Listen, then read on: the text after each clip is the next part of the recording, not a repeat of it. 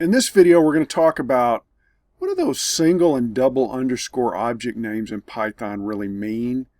I know I found it very confusing in the beginning, so let's go through it. A single underscore in front of a variable name or method name is meant to indicate internal use.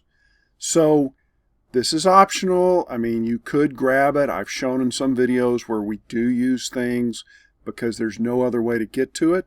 But in general, if a library uses a single underscore, you're not supposed to reach in and use that object.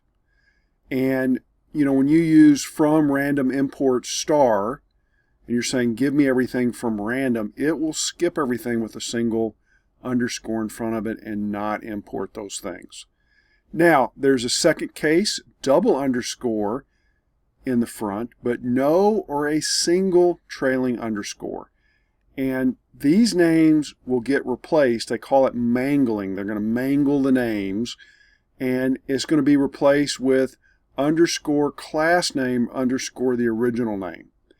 And this is to keep these names from overlapping with similar names in another class. Maybe if it inherits from a class and it has a similar method name, you don't want that to overwrite the original, so use this double underscore to say, no, this is supposed to be unique to this class. Now, the final category are our dunder methods, where you've got a double underscore in front and behind. Those are meant to indicate this is private variables for Python's use only. You shouldn't be naming things like this unless, you know, you're overriding the dunder method within your class. And that's a kind of a more advanced technique, but you can do it, and there's definitely a lot of good times you need to do it. So that's it. I hope you learned something here. Smash that like button so I can help more people. Subscribe to the channel if you hadn't, and I'll see you in the next video.